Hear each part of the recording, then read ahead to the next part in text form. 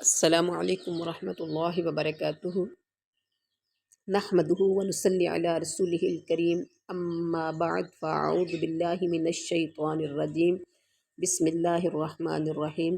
رب اشرح لی صدری ویسر لی امری واحلل عقدۃ من لسانی یفقہوا قولی۔ اللہم اشرح صدورنا للاسلام وزین اخلاقنا بالقرآن ونور قلوبنا بالقرآن۔ الحمدللہ، آج ہم تیسرا سپارہ سورہ آل عمران اور آیت نمبر سٹارٹ کر رہے ہیں 42۔ اس سے پہلے رکوع میں، جو اس سے پیچھے رکوع تھا، اس میں ہم نے سب سے پہلی آیت میں پڑھا کہ جو شخص اللہ کی محبت حاصل کرنا چاہتا ہے اسے رسول کی اتباع کرنا ضروری ہے۔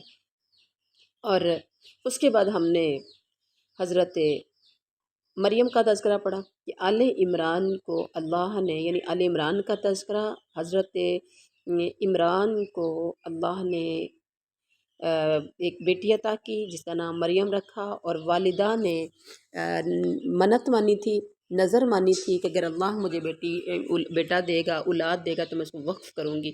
وہ سارا تذکرہ ہم نے پڑھا، اور پھر اس کے بعد اس کی کفالت کے لیے حضرت زکریا کو دیا گیا۔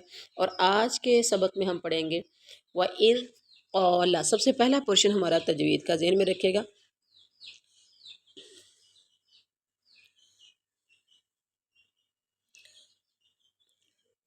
وَإِذْ قَالَ، اور جب کہا، وَإِذْ قَالَتِ الْمَلَائِكَةُ، اور جب کہا فرشتوں نے، اور جب کہا فرشتوں نے، یا مریم، اے مریم، ان اللہ اصطفاکی، بے شک اللہ نے تجھے برگزیدہ کیا ہے، وطہرکی، اور تجھے پاکیزگی عطا کی ہے، واصطفاکی، اور تجھے منتخب کیا ہے، اعلیٰ پر، نساء العالمین، نساء عورتوں، عالمین جہانوں کی یا جہان کی۔ اور بامحاورہ ترجمہ کیا ہے؟ اب یہاں دیکھنا ہے آپ نے کہ طہرکی واصطفاکی میں یہ کاف ضمیر جو ہے اس کے نیچے زیر ہے۔ مؤنث کے لیے ذہن میں رکھیے گا، یہ واحد مؤنث کے لیے کاف کے نیچے ہمیشہ زیر آتی ہے، اور مذکر کے لیے اوپر زبر آتی ہے۔ جیسے ان اللہ اصطفاکی ہے، تو اگر ان اللہ اصطفاکا ہوتا تو یہاں کسی مرد کا تذکرہ ہوتا۔ چونکہ پیچھے حضرت مریم کا تذکرہ ہے تو اس لیے کاف کے نیچے زیر آ رہی ہے، جو کہ مؤنث کی ضمیر لگا دی گئی ہے۔ باب ترجمے کی طرف آتے ہیں۔ اور جب فرشتوں نے کہا، اے مریم، اللہ نے تجھے برگزیدہ کر لیا اور تجھے پاک کر دیا، اور سارے جہان کی عورتوں میں سے تیرا انتخاب کر لیا ہے۔ اب یہاں دیکھیں حضرت مریم علیہ السلام کا یہ شرف اور یہ فضل ان کے اپنے زمانے کے اعتبار سے ہے، کیونکہ صحیح احادیث میں حضرت مریم کے ساتھ حضرت خدیجہ کو بھی خیر نسائہا، سب عورتوں میں سے بہتر کہا گیا ہے۔ اور بعض احادیث میں 4 عورتوں کو کامل قرار دیا گیا ہے۔ کتنی عورتوں کو کامل قرار دیا گیا؟ 4 عورتوں کو۔ نمبر 1 حضرت مریم، نمبر 2 حضرت آسیہ فرعون کی بیوی، نمبر 3 حضرت خدیجہ زوجہ رسول صلی اللہ علیہ وسلم، اور نمبر 4 حضرت عائشہ زوجہ رسول صلی اللہ علیہ وسلم۔ اب حضرت عائشہ رضی اللہ تعالیٰ عنہ کے متعلق کہا گیا کہ ان کی فضیلت دیگر تمام عورتوں پر ایسے ہے جیسے فرید کھانے کو، فرید تا کے ساتھ، جیسے فرید کھانے کو تمام کھانوں پر فوقیت حاصل ہے۔ فرید کھانا کیا ہوتا ہے؟ گوشت کو پکا کر، شوربے والے گوشت کو پکا کر، گوشت کی چھوٹی چھوٹی بوٹیاں بنا کر شوربے کے اندر ڈالی جاتی ہیں، اور روٹی کے چھوٹے چھوٹے پیسز بنا کر اس کے اندر ڈال کے اس کو مکس اچھی طرح کر کے ایک بڑا اچھا اور بڑا لذیذ، بڑا ڈیلیشیس کھانا تیار ہوتا ہے، جس کو فرید بولا جاتا ہے۔ عربوں میں یہ فرید بہت پسند تھا، اور آپ صلی اللہ علیہ وسلم کو، یعنی عربوں کی یہ مرغوب غذا ہے، اور آپ صلی اللہ علیہ وسلم کو یہ فرید کھانا بہت پسند تھا۔ اور ترمذی کی روایت میں حضرت فاطمہ رضی اللہ تعالی عنہا، فاطمہ بنت محمد صلی اللہ علیہ وسلم کو بھی فضیلت والی عورتوں میں شامل کیا گیا ہے۔ اس کا یہ مطلب بھی ہو سکتا ہے کہ جتنی پیچھے خواتین کا تذکرہ ہوا، مریم، آسیہ، خدیجہ، حضرت عائشہ رضی اللہ تعالی عنہن، ان ان چند عورتوں میں سے ہیں جنہیں اللہ نے دیگر عورتوں پر فضیلت اور بزرگی عطا فرمائی۔ یہ اپنے اپنے زمانے میں فضیلت رکھتے ہیں۔ اور آگے دیکھیں، یا مریم مقنوتی، اے مریم مقنوتی تو فرما بردار ہو جا۔ یہاں آپ نے قاعدہ ذہن میں رکھنا ہے، یا مریم مقنوتی، مقنوتی، یہاں پر قاف ساکن ہے، قاف ساکن ہے۔ ایسا ذہن میں رکھیے، حروف قلقلہ 5 ہے، قاف، قا، با، اس کو بولتے ہیں قطب، قطب، قطب، جیم دال جد، قطب جد، آپ کے قاف طا با جیم دال، قطب جد۔ جب یہ پانچوں حروف ساکن ہوں گے، جیسے یہاں پر میم کے بعد قاف آ رہا ہے، مق، قاف ساکن ہے تو یہاں قلقلہ کریں۔ قلقلہ کیسے کریں گے؟ اکثر پیچھے اسباق میں بتایا گیا ہے کہ قلقلہ کا مطلب ہوتا ہے آواز کو ہلانا، جنبش دینا۔ جیسے آپ ایک بال پھینکیں تو وہ بال جو ہے وہ گرتی ہے زمین کو، یا جس کو بھی آپ وہ جہاں پھینکتے ہیں ہٹ کر کے پیچھے واپس آتی ہے۔ ایسے ہی آپ یا مریم مقنوتی، یعنی ایک آواز سی ہوتی ہے، حرکت کرتی ہے۔ اے مریم تو فرما بردار ہو جا، لربکی، اپنے رب کی، وسجودی، اور تو سجدہ کر، ورکعی، اور تو رکوع کر، مع الراکعین، رکوع کرنے والوں کے ساتھ۔ ذالک، یہ من انباء الغیب۔ اچھا، پیچھے والی آیت کا با محاورہ ترجمہ کر لیں، اے مریم تو اپنے رب کی اطاعت کر اور سجدہ کر اور رکوع کرنے والوں کے ساتھ رکوع کر۔ آگے ہے ذالک، یہ من انباء، من اظہار کریں گے کیونکہ آگے حروف ہلکی حمزہ آ گیا ہے، من ام کے اوپر نون ہے۔ فائدہ یہ ہے کہ جب نون ساکن کے بعد با آ جائے تو وہاں پر نون کو، یعنی نون ساکن کو میم میں بدلیں گے۔ میم کون سی؟ یہ چھوٹی سی نون کے اوپر میم لگا دی گئی ہے۔ من کیا پڑھیں گے؟ من انباء الغیب، یہ غیب کی خبریں ہیں، نوحیہ، ہم وحی کر رہے ہیں اسے، الیک، کا، آپ کی طرف۔ یہ کاف ضمیر جو ہے نا، اللہ اپنے نبی کو کہہ رہے ہیں۔ وما، اور نہیں تھے، کونتا، آپ، لدیہم، ان کے پاس، از، جب، یلقون، وہ سب ڈال رہے تھے، اقلامہم، اپنے قلم، ایہم، کہ ان میں سے کون، یکفل، کفالت کرے گا، مریم کی۔ وما، اور نہیں تھے، کونتا، تھے آپ، لدیہم، ان کے پاس، اس، جب، یختصمون، وہ سب جھگڑا کر رہے تھے۔ با محاورہ ترجمہ کی طرف آئیں، یہ سب غیب کی خبروں میں سے ہے، یعنی پیچھے جو حضرت مریم کا تذکرہ، حضرت زکریا کا تذکرہ، آل عمران کا تذکرہ، ان کی بیوی نے کس طرح سے نظر مانی، یہ سارے جو پیچھے تذکرہ آپ نے پڑھا، یہ سب غیب کی خبریں ہیں۔ یہ سب کیا ہیں؟ غیب کی خبریں ہیں، جسے ہم آپ کی طرف وحی سے پہنچاتے ہیں۔ آپ ان کے پاس نہیں تھے جب وہ اپنے قلم ڈال رہے تھے۔ مریم کو قلم کیوں ڈال رہے تھے؟ کہ مریم کو ان میں سے کون پالے گا، مریم کو ان میں سے کون پالے گا۔ اس وقت آپ پاس نہیں تھے، اور نہ ہی آپ اس وقت ان کے پاس تھے جب وہ جھگڑ رہے تھے۔ جھگڑا کس کے بارے میں کر رہے تھے؟ ہر ایک کی کوشش تھی کہ مریم کو وہ پالے، لیکن یہ قرعہ اندازی کے ذریعے جھگڑا ختم کر دیا گیا۔ اور یہاں دیکھیے، یہ غیب کی خبروں میں سے ہے جسے ہم آپ کی طرف وحی پہنچاتے ہیں۔ آج کل کے اہل بدعت نے آپ صلی اللہ علیہ وسلم کی شان میں غلو عقیدت کا مظاہرہ کرتے ہوئے ان کے اللہ تعالیٰ کی طرح عالم الغیب اور ہر جگہ حاضر و ناظر ہونے کا عقیدہ گھڑ رکھا ہے۔ آپ کو علم ہے اس بارے میں؟ کہتے ہیں کہ نبی ہر جگہ حاضر ناظر ہے، جیسے اللہ ہر جگہ پر استغفر اللہ نعوذ باللہ، جیسے اللہ تعالیٰ ہر جگہ پر حاضر ناظر ہے، استغفر اللہ نعوذ باللہ، نبی بھی اس طرح ہر جگہ پر حاضر ناظر ہے، جبکہ آپ یہاں کی بات، یعنی آپ واضح الفاظ میں بتا دیا گیا۔ اسی طرح سے اللہ عالم الغیب ہے تو نبی علیہ الصلوۃ والسلام کو بھی استغفر اللہ نعوذ باللہ عالم الغیب سمجھتے ہیں۔ اس آیت سے ان دونوں عقیدوں کی واضح تردید ہو گئی، نہ تو نبی عالم الغیب ہے اور نہ ہی نبی ہر جگہ حاضر ناظر ہے۔ شور۔ اس کے بعد دیکھیے، ایک بات ہے کہ اگر آپ نبی صلی اللہ علیہ وسلم عالم الغیب ہوتے تو اللہ تعالیٰ یہ نہ فرماتا کہ ہم غیب کی خبریں آپ کو بیان کر رہے ہیں، ذرا غور تو کریں، کیونکہ جس کو پہلے ہی علم ہو اس کو اس طرح نہیں کہا جاتا، شور۔ اور اسی طرح حاضر ناظر کو یہ نہیں کہا جاتا کہ آپ اس وقت وہاں موجود نہیں تھے جب لوگ قرآن دازی کے لیے قلم ڈال رہے تھے۔ قرآن دازی کی ضرورت اس لیے پیش آئی کہ حضرت مریم کی کفالت کے اور بھی کئی خواہش مند تھے۔ قرآن اندازی اس لیے کی گئی، ذالک من انباء الغیب نوحیہ الیک سے نبی کریم صلی اللہ علیہ وسلم کی رسالت اور آپ کی صداقت کا اس بات بھی ہے، جس میں یہودی اور عیسائی شک کرتے تھے۔ یہودی اور عیسائی کیا کرتے تھے؟ شک کرتے تھے، کیونکہ وہ وہی شریعت پیغمبر پر ہی آتی ہے، کیونکہ وہی یا شریعت پیغمبر پر ہی آتی ہے، غیر پیغمبر پر تو نہیں آتی۔ لیکن یہودی اور عیسائی شک کرتے تھے کہ ان کے پاس وحی نہیں آتی۔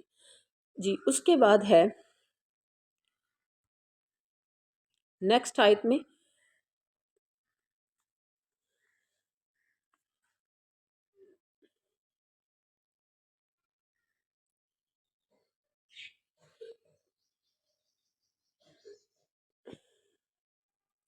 اذ قالت الملائکۃ، جب کہا فرشتوں نے، یا مریم، اے مریم، ان اللہ، بے شک اللہ نے، اللہ تعالیٰ، یبشرو کی پھر آ گیا، یہ کاف کی ضمیر جا رہی ہے حضرت مریم کی طرف، بشارت دیتا ہے تجھے بکلمات منہ، ایک کلمے کی اپنی طرف سے، من حسم، ہا کو ملائیں گے سین کے ساتھ، حسم المسیح، اپنی طرف سے اس کا نام کیا ہوگا؟ مسیح عیسیٰ بن مریم، مسیح عیسیٰ بن مریم ہوگا، وجیہن، اور وہ معزز ہوگا، فی دنیا والآخرہ، دنیا اور آخرت میں، ومن المقربین، اور مقرب بندوں میں سے ہوگا۔ جب فرشتوں نے کہا، اے مریم، اللہ تعالیٰ تجھے اپنے ایک کلمے کی خوشخبری دیتا ہے جس کا نام مسیح عیسیٰ بن مریم ہے، جو دنیا اور آخرت میں ذی عزت ہے اور وہ میرے مقربین میں سے ہے۔ اچھا، یہاں دیکھیں، تجھے اللہ تعالیٰ اپنے ایک کلمے کی خوشخبری دیتا ہے، بکلمات منہ، ایک کلمے کی۔ حضرت عیسیٰ علیہ السلام کو کلمہ یعنی کلمۃ اللہ اس اعتبار سے کہا گیا ہے کہ ان کی ولادت جو تھی وہ اعجازی شان کی مظہر ہے اور عام انسانی اصولوں کے بالکل برعکس ہے، باپ کے بغیر۔ ہر شخص باپ کی یعنی کہ باپ کی وجہ سے پیدا ہوا، اور حضرت عیسیٰ علیہ السلام بغیر باپ کے پیدا ہوئے ہیں۔ اللہ کی خاص قدرت اور اس کے کلمہ کن کی تخلیق سے، اللہ کی خاص قدرت اور اس کے کلمہ کن کی تخلیق سے پیدا ہوئے ہیں۔ اور یہاں دیکھیے، مسیح عیسیٰ بن مریم، مسیح مسح سے ہے، مسح یعنی مسح الارض، کثرت سے زمین کی سیاحت کرنے والا، یا اس کے معنی ہاتھ پھیرنے کے بھی ہیں۔ مسح کا معنی ہاتھ پھیرنے کے بھی ہے، کیونکہ آپ ہاتھ پھیر کر مریضوں کو بإذن اللہ شفا یاب کرتے تھے۔ پہلا نمبر کیا تھا معنی؟ مسح الارض، کثرت سے زمین کی سیاحت کرنے والا، اور دوسرا ہاتھ پھیرنا، یعنی آپ ہاتھ پھیر کر مریض کو اللہ کے حکم سے شفا یاب فرماتے تھے۔ ان دونوں معنوں کے اعتبار سے یہ مسیح کا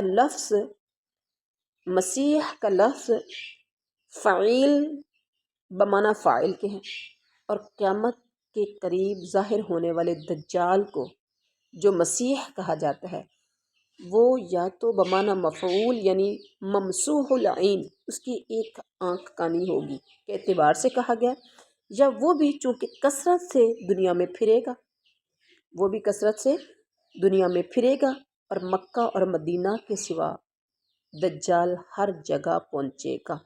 اور بعض روایات میں بیت المقدس کا بھی ذکر ہے، اس لیے اسے بھی المسیح الدجال کہا گیا۔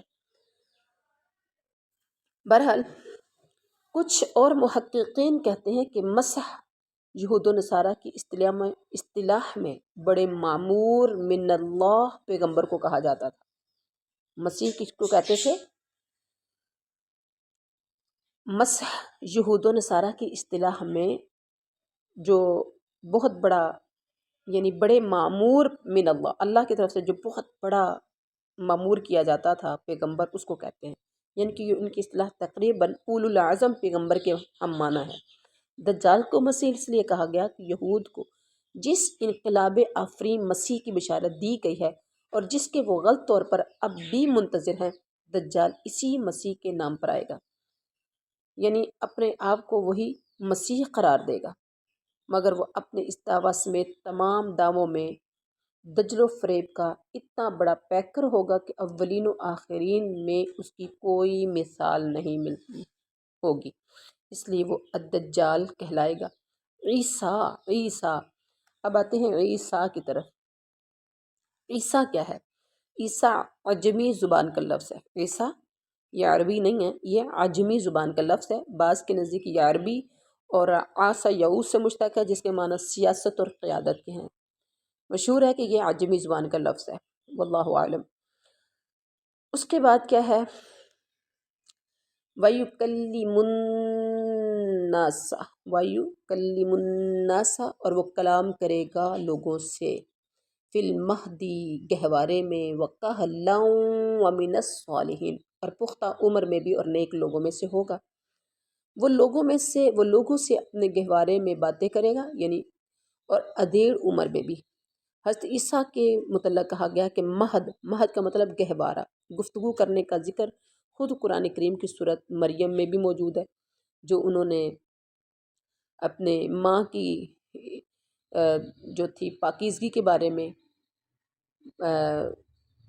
جو انہوں نے گواہی دی تھی، جب وہ اپنے حضرت مریم باہر جنگل میں چلی گئی تھی، وہاں سے بچے کی پیدائش کے بعد، حضرت عیسیٰ کی پیدائش کے بعد حضرت عیسیٰ کو اٹھا کر بستی کی طرف لے کر آ رہی تھی، تو انہوں نے الزام لگایا کہ نہ تو تیری ماں ایسی اور نہ تیرا باپ ایسا تھا، تو کس پہ چلی گئی؟ تو اس وقت حضرت مریم نے تو خود اشارہ، یعنی کچھ نہیں بولا لیکن بچے کی طرف اشارہ کیا۔ اس وقت حضرت عیسیٰ نے کہا تھا کہ انی عبد اللہ، میں اللہ کا بندہ ہوں، اور ساری آگے جو سورۃ مریم میں آپ پڑھیں گے اس کے بارے میں، تو یہ والا تھا کہ وہ مہد کا مطلب گہوارے میں وہ باتیں کرے گا، اور پختہ عمر میں بھی، اور وہ نیک لوگوں میں سے ہوگا۔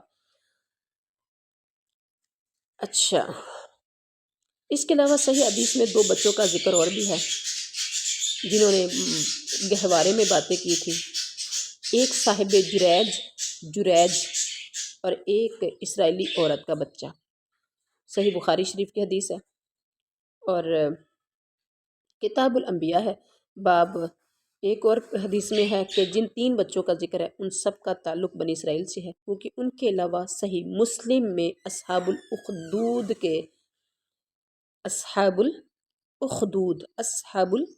کے قصے میں بھی شیرخوار بچے کے بولنے کا ذکر ہے، وہ کھائیوں والے، اصحاب الاخدود کھائیوں والوں کا تذکرہ، اور حضرت یوسف کے متعلق بھی فیصلہ کرنے والے شاہد کے بارے میں جو مشہور ہے وہ تھا کہ وہ بچہ تھا، لیکن صحیح نہیں ہے بہرحال۔ اور اس کے بعد ہے کیا ہے کہ وہ ادھیڑ عمر میں بھی باتیں کرے گا۔ کیا کرے گا؟ وہ ادھیڑ عمر وہ کون سا یعنی کون سی عمر ہوگی؟ ادھیڑ عمر یعنی کہل ادھیڑ عمر کو کہا جاتا ہے۔ اس کا مطلب کہ جو وہ بڑے ہو کر وحی اور رسالت سے سرفراز کیے جائیں گے، اور بعض نے کہا کہ آپ کا قیامت کے قریب جب آسمان سے نزول ہوگا، جیسا کہ اہل سنت کا عقیدہ ہے کہ صحیح اور متواتر احادیث سے ثابت ہے، تو اس وقت جو وہ اسلام کی تبلیغ کریں گے، اور وہ کلام مراد ہے اس سے کہ وہ ادھیڑ عمر میں بھی باتیں کریں گے۔ انڈرسٹینڈ؟ اس کے بعد کیا ہے؟ قالت، کہا مریم نے، ربی، اے میرے رب، انا، کیسے، یکون، لی، ہوگا میرے لیے، ولد، بچہ، بچہ، ولم، اس حال میں کہ نہیں، یمسسنی، چھوا مجھے، بشرن، کسی انسان نے، قال، فرمایا، کذالک اللہ، کذالک اللہ، کاف ضمیر ہے یہاں پر مؤنث کے لیے، اور یہ جاری حضرت مریم کی طرف، فرمایا اسی طرح ہوگا یا ایسا ہی ہوگا، اللہ پیدا کرتا ہے جو وہ چاہتا ہے، اذا جب، قضا وہ فیصلہ کر لے، امرن امرن کسی کام کا، فانما تو بے شک، یقول وہ کہتا ہے، لہو اسے، کسے یعنی اس کام کو، ہو کی ضمیر کا مرجع کس کی طرف جا رہا ہے؟ کام کی طرف، کون ہو جا، فیکون تو وہ ہو جاتا ہے۔ اب محاورہ ترجمہ، کہنے لگی اللہ مجھے لڑکا کیسے ہوگا حالانکہ مجھے تو کسی انسان نے ہاتھ بھی نہیں لگایا۔ فرشتے نے کہا اسی طرح اللہ جو چاہے پیدا کرتا ہے، جب کبھی وہ کسی کام کو کرنا چاہتا ہے تو صرف یہ کہہ دیتا ہے کہ ہو جا تو وہ کام ہو جاتا ہے۔ مطلب تیرا تاجو مریم بجا، لیکن قدرت الہی کے لیے یہ کوئی بات مشکل نہیں، وہ تو جب چاہے، جس وقت چاہے، جیسے چاہے، پلک جھپکنے سے پہلے کن کہہ کے وہ کام کر دے، اور اس کے بعد وہ تو کن کا بھی محتاج نہیں ہے۔ اس کے بعد نیکسٹ آیت، وَيُعَلِّمُهُ الْكِتَابَ، علمہ الکتاب، اور وہ تعلیم دے گا اسے کتاب اور حکمت کی، والتورات والانجیل، اور تورات اور انجیل کی۔ اللہ اسے کتاب یعنی اسے لکھنا، اللہ اسے لکھنا اور حکمت اور تورات اور انجیل سکھائے گا۔ اب یہاں پر اللہ تعالیٰ اس کے کتاب سکھائے گا، کتاب سے مراد یہاں لکھنا ہے، کتاب سے مراد یہاں کیا ہے؟ کتابت ہے۔ کتاب سے مراد کتابت، کتابت کا مطلب لکھنا، جیسا کہ ترجمہ میں اختیار کیا گیا ہے کہ یا انجیل اور تورات کے علاوہ کوئی اور کتاب ہے جس کا علم اللہ نے انہیں نہیں دیا، یا تورات اور انجیل الکتاب اور الحکمت کی تفسیر ہے۔ بہرحال اللہ انہیں کتاب، حکمت، تورات اور انجیل سکھائے گا۔ آگے ہے ورسولن، ورسولن، اور اسے رسول بنائے گا، الا طرف بنی اسرائیل، بنی اسرائیل کی طرف، انی کے بے شک میں، قد یقیناً، جئتکم آیا ہوں میں، قد تحقیق یا یقیناً، جئتو آیا ہوں تو میں، کم تمہارے پاس، بآیتن نشانی کے ساتھ، بآیتن من ربکم نشانی کے ساتھ تمہارے رب کی طرف سے، انی کے بے شک میں، اخلق بناتا ہوں، لکم تمہارے لیے، لکم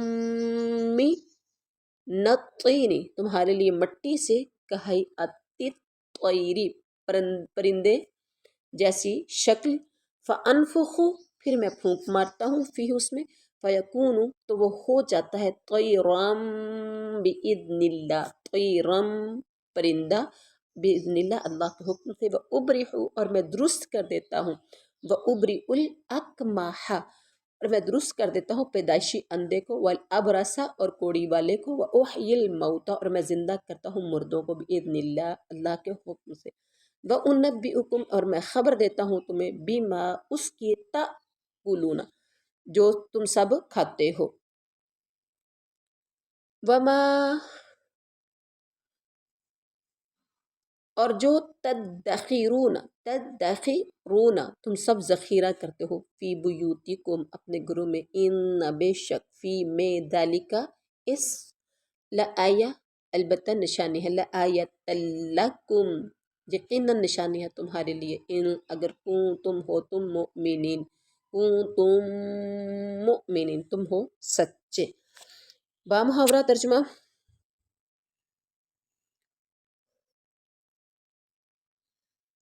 اور وہ بنی اسرائیل کی طرف رسول ہوگا کہ میں تمہارے پاس تمہارے رب کی طرف سے نشانی لایا ہوں،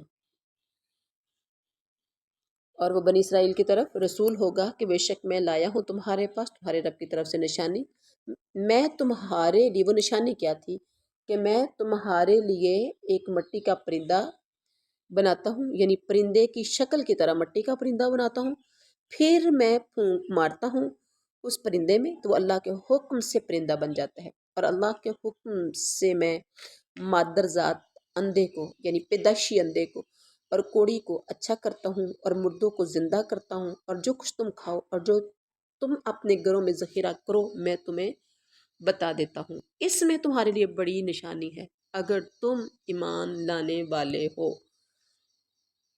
اگر تم ایمان لانے والے ہو، اگر تم مومن ہو۔ اب دیکھیں پیچھے والی یعنی اس آیت کے سٹارٹ میں اگر دیکھیے کہ میں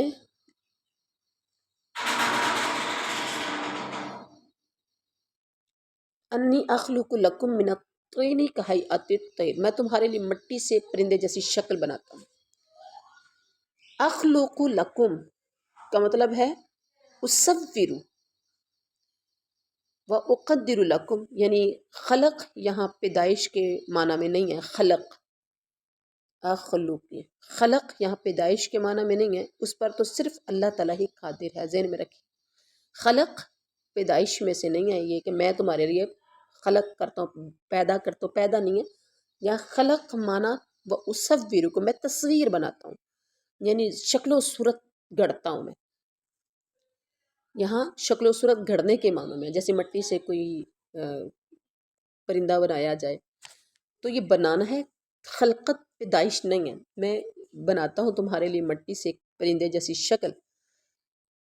جی سمجھ آ گئی۔ اس کے بعد دیکھیے تو ہوتا کیا ہے، وہ اللہ کے حکم سے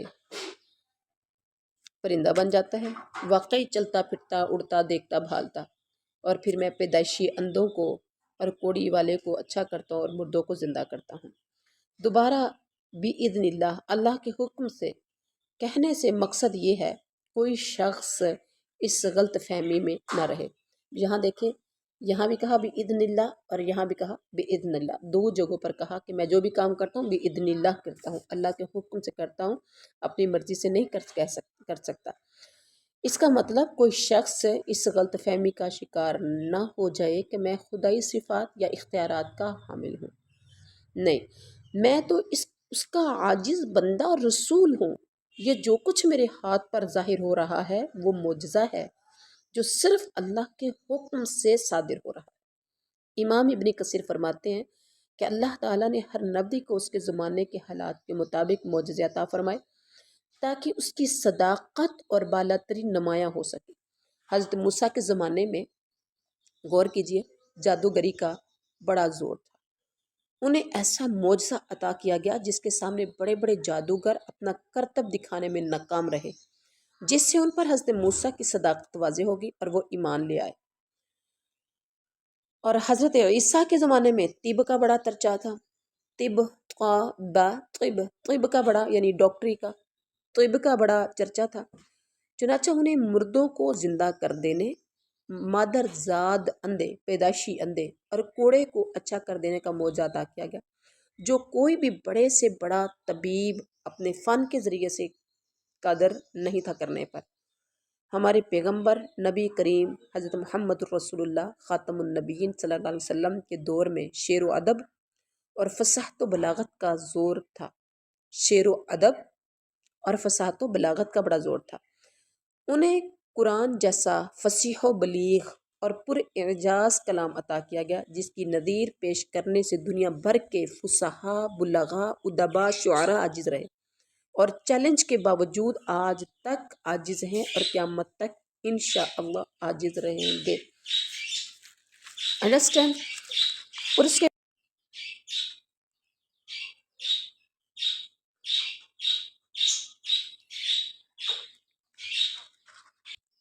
جی، اور اس کے بعد دیکھیے وَمُصَدِّقًا لِمَا، اور تصدیق کرنے والا ہوں اس کی جو بین یدی میرے ہاتھوں کے درمیان ہے، من التوراۃ تورات کی، وَلِأُحِلَّ، اور تاکہ میں حلال کر دوں، لکم تمہارے لیے، بعض الذی، بعض وہ چیزیں جو حرم حرام کی گئی ہیں، علیکم تم پر، وجئتکم، اور میں آیا ہوں تمہارے پاس، بآیات، نشانی کے ساتھ، من ربکم، بآیات من ربکم، نشانی کے ساتھ تمہارے رب کی طرف سے، فاتقوا اللہ، تو تم سب اللہ سے ڈرو، وأطیعون، اور تم میری اطاعت کرو۔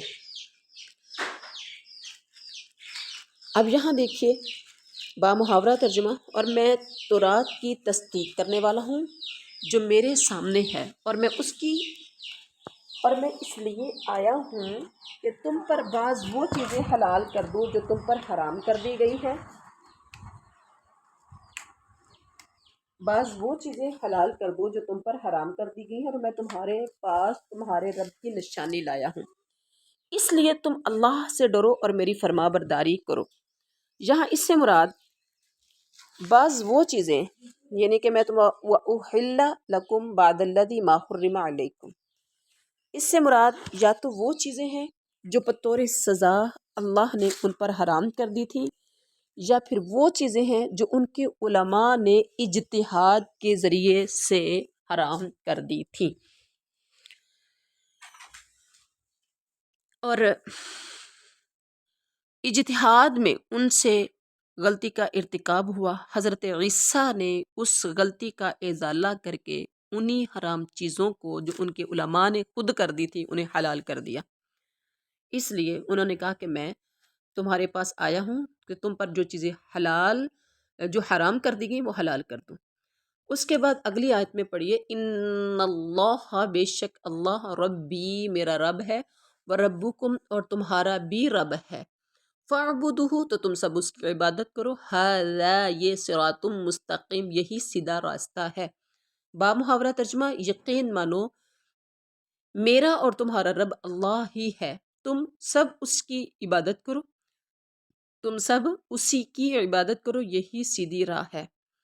یہاں اللہ کی عبادت کرنے میں اور اس کے سامنے ذلت و عاجزی کے ساتھ کے اظہار میں اور تم دونوں برابر ہیں۔ اس لیے سیدھا راستہ صرف یہی ہے کہ ایک اللہ کی عبادت کی جائے اور اس کی الوہیت میں کسی کو شریک نہ ٹھہرایا جائے۔ آگے، فلما پھر جب احسا محسوس کیا، عیسیٰ نے منہم الکفر ان سے کفر و انکار، جب حضرت عیسیٰ نے ان سے کفر و انکار محسوس کیا، قالا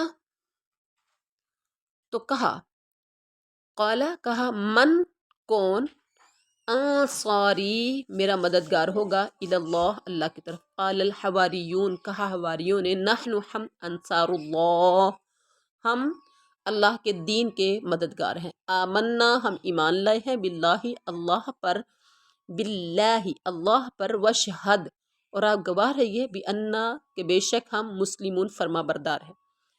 با محاورہ ترجمہ، مگر جب حضرت عیسیٰ نے ان کا کفر محسوس کر لیا تو وہ کہنے لگے کہ اللہ کی راہ میں میری مدد کرنے والا کون کون ہوگا۔ حواریوں نے جواب دیا کہ ہم اللہ کی راہ کے مددگار ہیں، ہم اللہ پر ایمان لائے اور آپ گواہ رہیے کہ ہم تابع دار ہیں۔ یہاں نبی نے پوچھا کہ کون کون میرا تابع دار ہے۔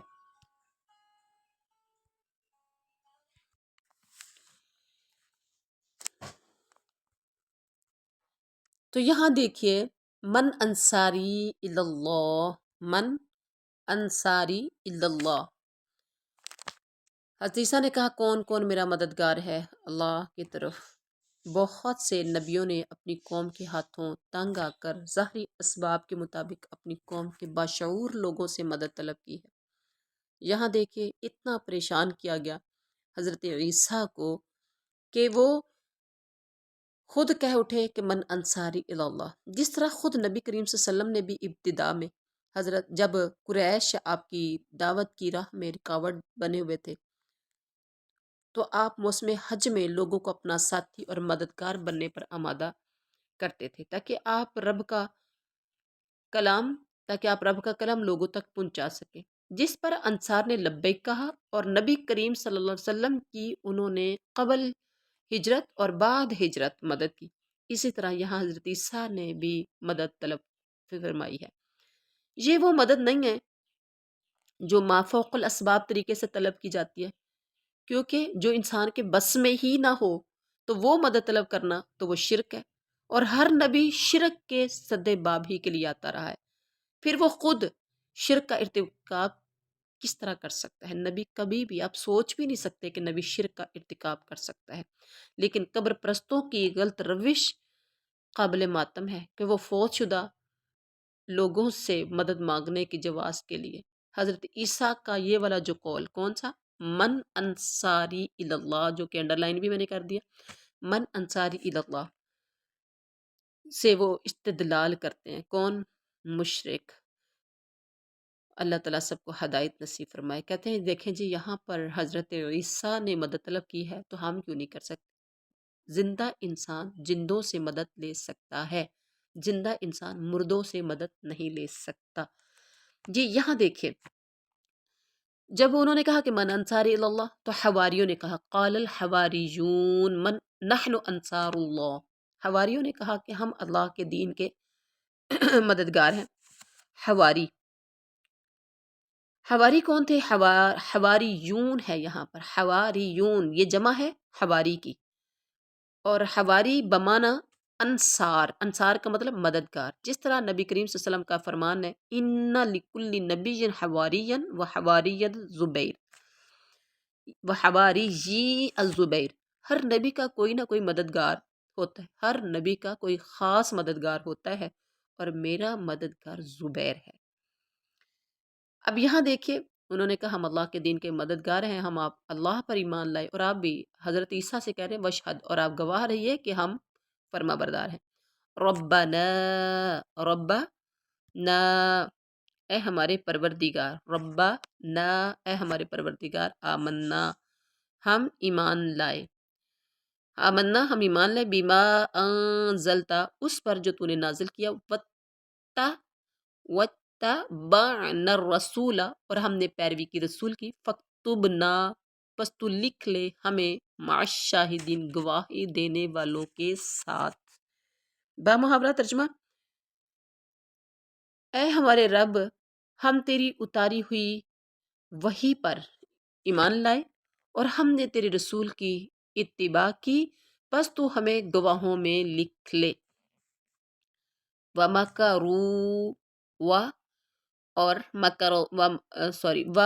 مکروا ان سب نے خفیہ تدبیر کی، مکر کا مطلب انہوں نے مکر کیا، مکر کا مطلب یعنی ان سب نے خفیہ تدبیر کی، وَمَكَرَ اللَّهُ اور اللہ نے بھی تدبیر کی، واللہ اللہ خیر سب سے بہتر، خیر الماکرین تدبیر کرنے والا، اور اللہ سب سے بہتر تدبیر کرنے والا ہے۔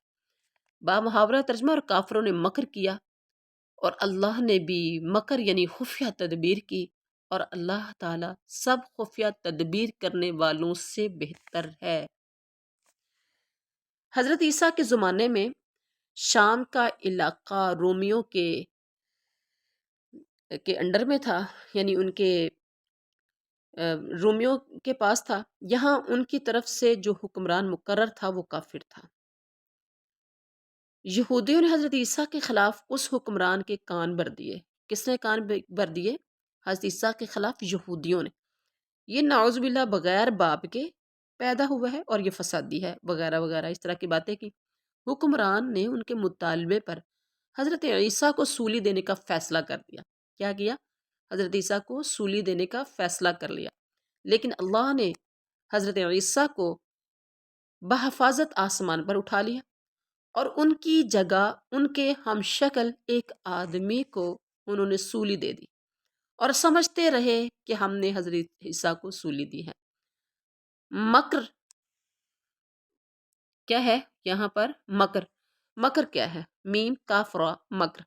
مکر عربی زبان میں لطیف اور خفیہ تدبیر کو کہتے ہیں، لطیف باریک۔ مکر کسے کہتے ہیں؟ عربی زبان میں بڑا لطیف، باریک، بہت یعنی نظر نہ آنے والا، بہت چھوٹا، اتنا کہ ہر بندے کو سمجھ نہ آئے، لطیف اور خفیہ تدبیر کو کہتے ہیں، یہ چھپ چھپ کر کی جائے۔